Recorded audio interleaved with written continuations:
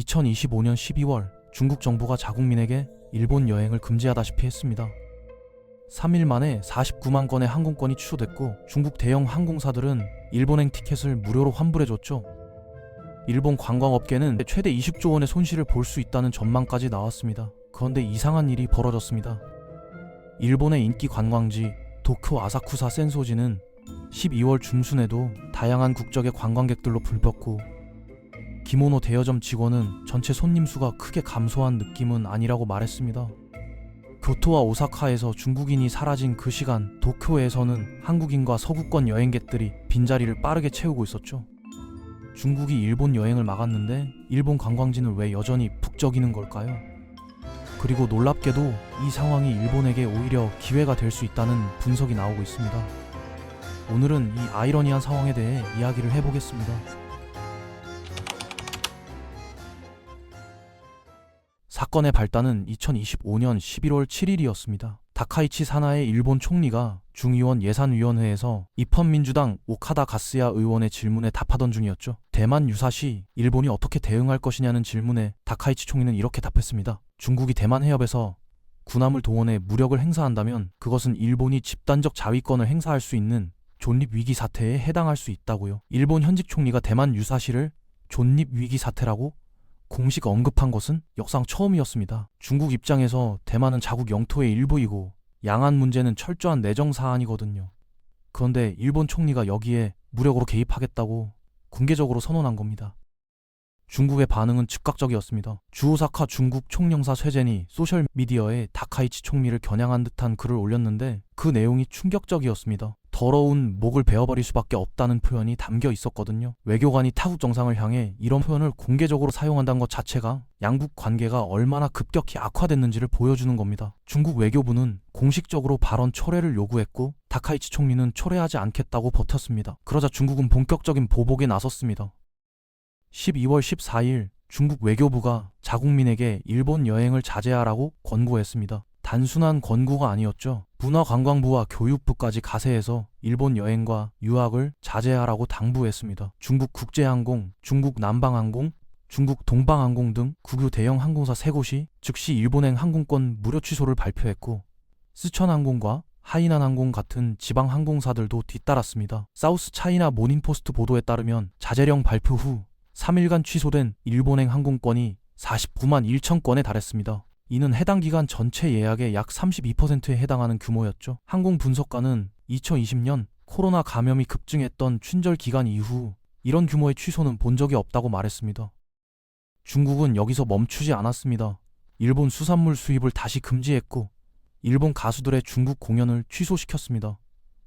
센카쿠 열도 해역에 해경 선박 4척을 보내 군사적 압박도 가했죠. 12월에는 항공권 무료 취소 기간을 기존 12월 말에서 2026년 3월까지 연장했습니다. 더 나아가 중국 정부가 자국 여행사들에게 일본행 비자청 건수를 종전의 60% 수준으로 감축하라고 지시했다는 보도도 나왔습니다. 단체 관광객뿐 아니라 개인 여행객까지 줄이려는 조치였습니다. 일본 노무라 종합연구소는 중국인의 일본 방문이 급감할 경우 일본이 최대 2조 2천억엔, 우리 돈으로 약 27,700억 원 규모의 손실을 볼 수 있다고 추산했습니다. 2024년 기준 중국인 여행객의 일본 내 소비액은 전체 외국인 소비의 21.2%를 차지했거든요. 방일 외국인 중에서도 가장 큰 비중이었습니다. 겉으로 보기에 일본 관광업계는 심각한 위기에 처한 것 같았습니다. 실제로 타격은 분명히 있었습니다. 2025년 12월 기준 간사이 국제공항과 중국을 오가는 항공편의 약 30%가 운휴 상태로 집계됐습니다. 오사카 관광국이 호텔 약 20곳을 대상으로 조사한 결과 12월 말까지 중국인 숙박 예약의 50%에서 70%가 취소된 것으로 파악됐습니다. 일본의 숙박시설 예약 사이트 트리플라에 따르면 12월 21일에서 27일 사이 중국발 호텔 예약 건수가 자제령 발표 전인 같을 6일에서 12일보다 약 57%나 줄었습니다. 중국인 단체 관광 의존도가 높았던 간사이 지역에 집중적인 타격이 가해진 겁니다. 교토의 숙박 요금은 급격히 하락했습니다. 2024년 교토 호텔 평균 객실 단가는 2195엔, 우리 돈으로 약 19만 원이었습니다. 같은 해 12월에도 평균 2601엔을 유지했었죠. 그런데 중국인 관광객이 급감하자 상황이 완전히 달라졌습니다. 일본 TBS 뉴스에 따르면 2025년 12월 교토 시내 중심부 호텔에 1박 요금이 1만엔, 우리 돈 약 9만 5천 원 이하인 곳이 속출하고 있습니다. 일부 숙소는 3,000엔대 우리 돈 약 2만 8천 원까지 가격을 낮췄습니다. 연말 성수기인데 불과 1년 만에 숙박료가 절반 이하로 떨어진 겁니다. 12월 말 오사카와 교토 여행을 계획 중이던 일본 거주 회사원 김모 씨는 호텔 예약 사이트를 확인하다 깜짝 놀랐다고 합니다. 11월 초 예약 당시보다 숙박 요금이 8,000엔, 우리 돈 약 7만 6천 원 이상 내려가 있었기 때문이죠. 그는 주변에서도 중국 단체 관광객이 줄어든 지금이 오히려 일본 국내 여행 적기라는 말이 나온다고 전했습니다. 항공여행 분석가 도리우미 타카로는 계절적 비수기 요인도 있지만 중국 관광객이 급감한 영향이 훨씬 크다며 교토뿐 아니라 오사카, 나고야, 히로시마, 후쿠오카, 가나가와 등 중국인 비중이 높았던 도시 전반으로 숙박료 인하가 확산되고 있다고 분석했습니다. 도쿄 인근 가나가와현, 가마쿠라시에서도 변화가 눈에 띕니다. 고급 말차 아이스크림 매장 직원은 과거에는 외국인 손님의 약 70%가 중국인이었는데 중국 정부의 일본 방문 자제 권고 이후 관광객이 급감했다고 말했습니다. 가마쿠라의 한 비누 매장 직원은 중국 손님이 하루도 없는 날이 생길 정도라며 구매력 높은 고객층이 빠지면서 매출 감소폭이 상당하다고 전했습니다. 그런데 여기서 이상한 점이 나타납니다. 일본 전체 관광객 수는 줄지 않았습니다.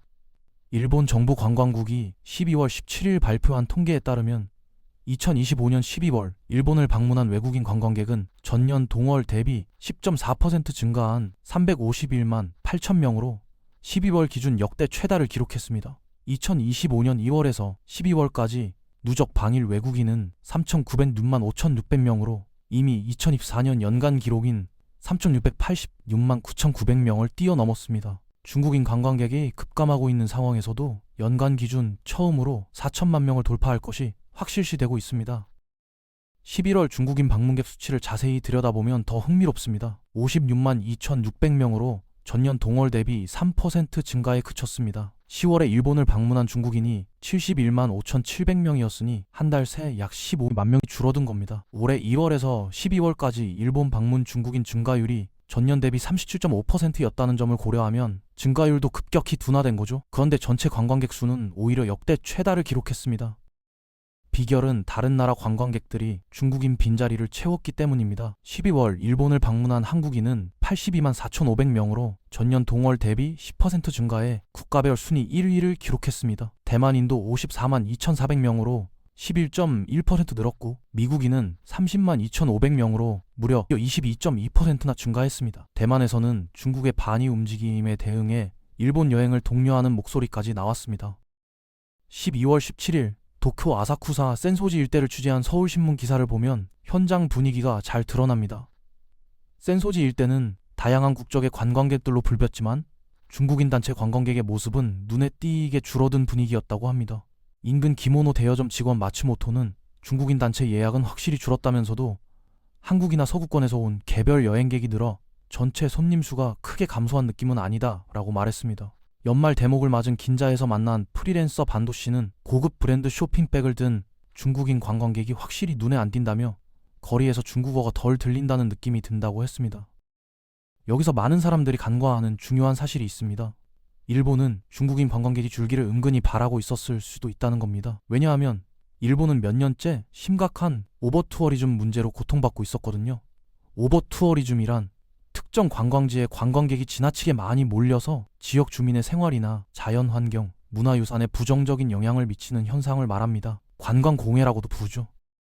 2024년 일본을 찾은 외국인 관광객 수는 3,686만 9,900명으로 역대 최고치를 기록했습니다. 이전 최다였던 2019년 3,188만 명보다 약 500만 명이나 더 많았죠. 특히 도쿄, 노사, 교토, 후지산 등 주요 관광지에 인구가 집중되면서 교통 혼잡, 쓰레기 문제, 소음 공해가 심각해졌습니다. 교토의 경우 2023년 관광객 수가 7,558만 명이었는데 이건 144만 명의 도시로서는 엄청난 수치입니다. 인구의 50배가 넘는 관광객이 1년 동안 몰려든 겁니다. 교토 시민들은 시내버스를 탈 수가 없었습니다. 관광객들이 버스를 점령했기 때문이죠. 결국 교토시는 주말이나 공휴일에 유명 관광지만 가는 별도의 버스를 운행하기로 했습니다. 가격을 높이고 관광객 전용으로 만든 겁니다. 게이샤들이 지나갈 때 관광객들이 사진을 찍으려고 쫓아다니고 담배꽁초를 던지고 사유지까지 들어가는 일이 빈번해졌습니다. 게이샤 파파라치라는 말까지 나올 정도였죠. 일부 지역에서는 출입 금지 푯말을 붙이고 벌금까지 부과하겠다고 나섰습니다. 후지산 근처의 유명한 사진 스팟도 문제였습니다. 야마나시현 가와구치코의 한 편의점 위로 후지산이 절묘하게 보이는 장소가 있었는데 이곳이 인스타그램 인증샷 명소로 유명해지면서 관광객들이 몰려들었습니다. 무단 횡단은 물론이고 사진을 더 잘 찍으려고 맞은편 건물에 무단으로 들어가거나 주변에 쓰레기를 버리는 일이 잦아졌습니다. 급기야 당국은 높이 좀 5m, 길이 20m의 검은 가림막을 설습니다. 관광 명소의 풍경을 가려서 관광객을 줄여보겠다는 고육지책이었죠.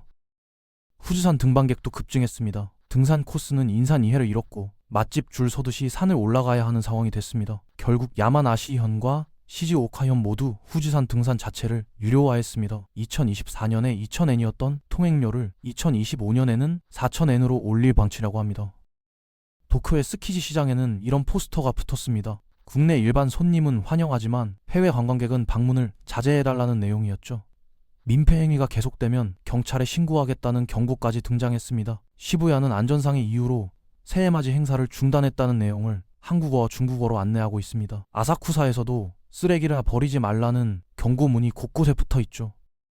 일본 정부가 2030년까지 6천만 명의 관광객을 유치하겠다는 목표를 세웠지만 관광객이 몰리는 지역의 속내는 복잡했습니다. 교통 혼잡, 쓰레기 투기 증가, 음식점 가격 상승으로 주민들의 삶이 불편해졌거든요. 심지어 일본 정부가 중국인 관광객 비자 발급을 완화하겠다고 발표했을 때 집권 자민당 의원들이 왜 서둘러 이런 판단을 했느냐며 내부 문제 제기했다는 보도도 나왔습니다. 너무 많은 중국인 관광객이 입국하면 오버투어즘 문제가 발생할 수 있다는 우려였죠. 일본 종합연구소의 타카사카 아키코 주임연구원은 요미우리 신문의 향후는 관광객의 수가 아니라 1인당 소비액을 어떻게 늘릴지 질을 중시해야 한다며 오버투어리즘을 겪는 교토의 경우는 아직 알려지지 않은 전통을 소개해 관광객의 분산화를 촉진시킬 수 있다고 제언했습니다. 일본 관광업 선도업체인 호시노 리조트의 호시노 사장도 코로나 이전인 2019년 일본 관광은 이상적이지 않았다며 교토나 도쿄 등의 오버투어리즘 현상으로 주민들이 불편을 겪어야 했고 경제 효과가 나타나지 않는 곳도 있었다고 말했습니다. 이런 맥락에서 보면 2025년 11월 이후 중국인 관광객 감소는 일본에게 마냥 재앙만은 아닙니다. 오히려 몇 가지 긍정적인 변화가 나타나고 있습니다. 첫째, 숙박비가 정상화되고 있습니다. 교토 호텔 요금이 1년 사이 절반 이하로 떨어졌다는 건 그동안 가격이 얼마나 비정상적으로 높았는지를 보여주는 겁니다. 외국인 관광객 중에 편승해 무분별하게 올랐던 비즈니스 호텔들이 거품을 걷어내고 있죠. 12월 말 오사카 교토 여행을 계획 중이던 회사원 김 씨처럼 일본 내 비즈니스 출장자들과 내국인 여행객들은 이러한 숙박비의 정상화를 환영하고 있습니다. 둘째, 관광 환경이 쾌적해졌습니다. 서울신문 취재에 따르면 12월 중순 도쿄 아사쿠사 센소지 상가 거리는 외국인 관광객들이 쇼핑을 즐기고 있었지만 중국인 단체 관광객이 줄면서 전체적인 분위기가 달라졌습니다. 기모노 대여점 직원은 한국이나 서구권에서 온 개별 여행객이 늘어 전체 손님 수가 크게 감소한 느낌은 아니라고 말했습니다. 단체 관광객 특유의 혼잡함이 줄어든 겁니다. 중국 단체 관광객이 줄어든 지금이 오히려 일본 국내 여행 적기라는 말이 일본 내에서 공공연히 나오고 있다는 것 자체가 변화를 보여줍니다.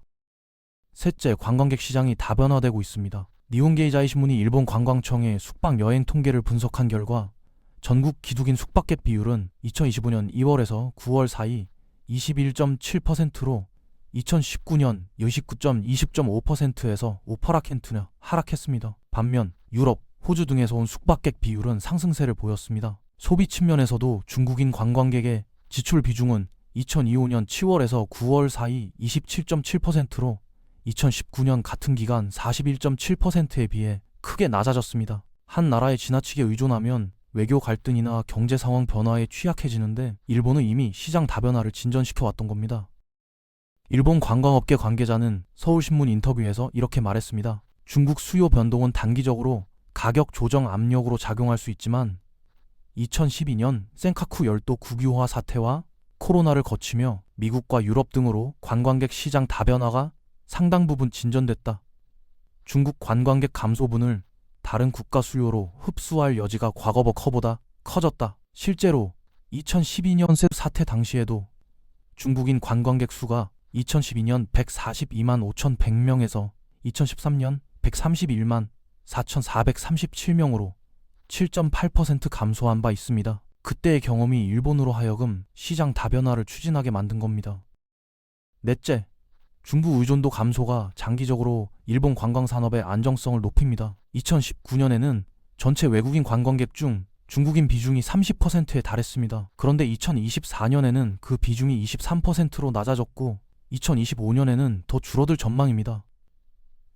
대신 한국인이 24%로 1위를 차지했고 대만, 미국, 유럽 관광객 비중이 높아졌습니다. 특정 국가에 대한 의존도가 낮아지면 그 나라와 외교 갈등이 생겨도 충격을 흡수할 수 있는 여력이 커집니다. 그렇다면 일본은 정말로 중국인 관광객 없이도 괜찮은 걸까요? 여기서 우리가 주목해야 할 것은 지역별 차이입니다. 도쿄는 상대적으로 영향이 적습니다. 도쿄 호텔 업계는 현재로서는 큰 영향이 없다는 반응이 주를 이뤘죠. 한국인, 대만인, 서구권 여행객들이 중국인 빈자리를 채우고 있기 때문입니다. 하지만 중국과 경제적 유대가 강한 간사이 지역, 특히 오사카와 교토는 타격이 큽니다. 이 지역들은 중국인 단체 관광객 의존도가 높았거든요. 중국 노선 저비용 항공사 직항편이 많은 간사이권에서는 중국 단체 관광객 감소가 특히 두드러집니다. 오키나와도 마찬가지입니다.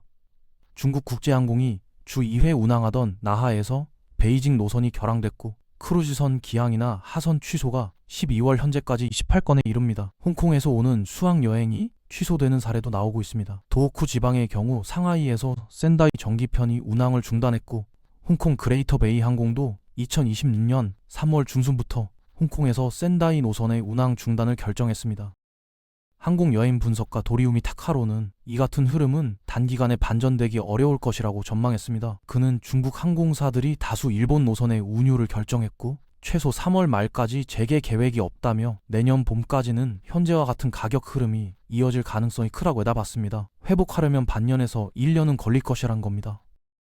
하지만 일본에게는 다른 카드가 있습니다. 바로 일본 내국인 관광 수요입니다. 숙박비가 하락하면서 일본인들의 국내 여행 수요가 확대될 것으로 기대됩니다. 그동안 외국인 관광객에 밀려 자국 여행을 꺼렸던 일본인들이 다시 국내 관광지를 찾을 수 있는 환경이 조성된 겁니다. 또한 중국인이 줄어든 자리를 한국, 대만, 동남아, 서구권 관광객들이 메우고 있습니다. 11월 기준으로 미국인 방문객은 전년 대비 22.2%나 증가했습니다. 일본 정부도 가만히 있지 않습니다. 다카이치 사나에 총리는 제-입학 산업 지원을 위해 550억엔 한국 돈으로 약 5천억 원을 지원하기로 했습니다. 일본 가수들의 중국 공연이 취소되는 상황에서 아시아, 유럽, 북미 진출을 위해 자금을 지원하겠다는 겁니다. 이에 따라 일본 가수들의 한국 공연이 훨씬 더 증가할 것으로 전망됩니다. 문화 콘텐츠를 통해 관광객을 유치하려는 전략이죠. 한편 이 상황에서 반사 이익을 얻는 곳도 있습니다. 바로 한국입니다. 중국 여행 플랫폼 취날에 따르면 일본 여행 자제령 직후 한국행 항공권 예약률이 급증했습니다. 출국 항공편 검색 순위에서 한국이 1위를 기록했고 방콕, 홍콩, 싱가포르 등이 뒤를 이었습니다. 중일 갈등으로 지리적으로 가까운 한국이 대체 해외 여행지로 부상한 겁니다. 홍콩 매체 사우스 차이나 모닝포스트는 중일 갈등에 더해 원화 가치 하락까지 겹치면서 중국인이 가성비 관광지로 한국을 택하고 있다고 평가했습니다. 국내 관광업계에서는 2026년에 한국을 찾는 중국인 관광객이 사상 최대인 700만 명에 육박할 것이라는 전망도 나옵니다. 그러나 여기서 주의할 점이 있습니다. 중국의 태도가 언제 어떻게 바뀔지 모른다는 겁니다. 2023년만 해도 중국은 일본에는 비자 발급을 재개하면서 한국에는 비자 발급을 허용하지 않으며 보복 조치를 이어간 적이 있습니다.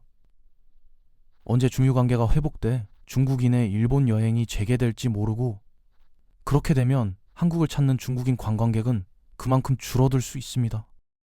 결국 이번 사태가 보여주는 본질은 이겁니다. 관광산업에서 한 나라에 지나치게 의존하는 것은 위험하다는 것, 그리고 관광객의 수보다 질이 중요하다는 것. 일본은 오버투어리즘으로 몸살을 앓으면서도 관광객 수 6천만 명이라는 목표에 집착했습니다. 하지만 이번 중국인 관광객 감소를 계기로 관광산업의 방향을 재점검할 기회를 얻은 셈입니다.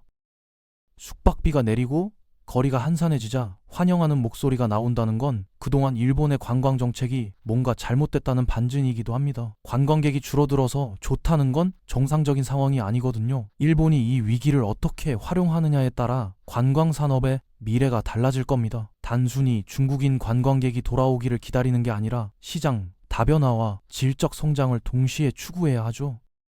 다카이치 총리는 발언을 철회하지 않겠다는 입장을 고수하고 있고 중국도 쉽게 물러설 기미를 보이지 않습니다. 다카이치 내각 지지율은 70%에 가까운 고공행진을 이어가고 있어서 정치적으로 발언을 철회할 이유가 없죠. 중일 갈등은 당분간 계속될 것으로 보입니다. 그리고 그 사이 일본 관광산업은 중국 의존도를 낮추고 체질 개선을 시간을 벌게 될 겁니다. 중국이 일본 여행을 금지했는데 일본이 오히려 좋아하는 이 아이러니한 상황, 겉으로 보이는 것과 실제 상황은 다를 수 있다는 걸 보여주는 사례입니다.